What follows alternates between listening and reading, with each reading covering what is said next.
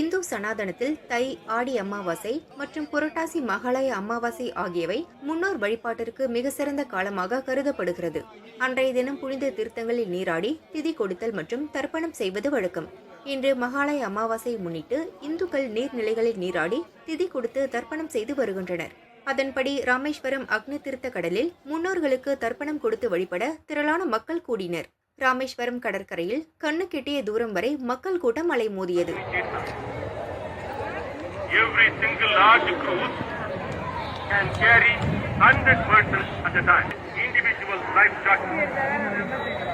You could enjoy the cool sea breeze. Udumalai Thirumurthimalai Amanalingeswarar கோயிலில் சிறப்பு அலங்காரத்தில் பிரம்மா, சிவன், விஷ்ணு அருள் பாலித்தனர். திருமூர்த்திமலை பாலாற்று கரையில் தங்களது முன்னோர்களுக்கு மக்கள் தர்ப்பணம் கொடுத்து சுவாமியை வழிபட்டனர்.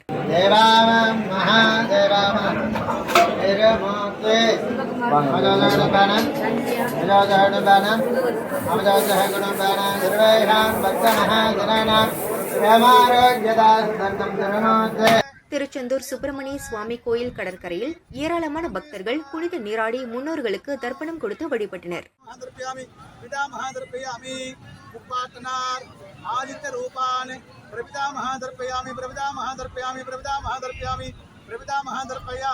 ஈரோடு மாவட்டம் பவானி கூடுதுறை, கும்பகோணம் காவிரி ஆற்று படித்துறை, பூம்புகார் காவிரி சங்கமத்துறை, பாலாற்றங்கரையிலும் திரளான மக்கள் கூடி முன்னோர்களுக்கு தர்ப்பணம் கொடுத்து வழிபாடு செய்தனர்.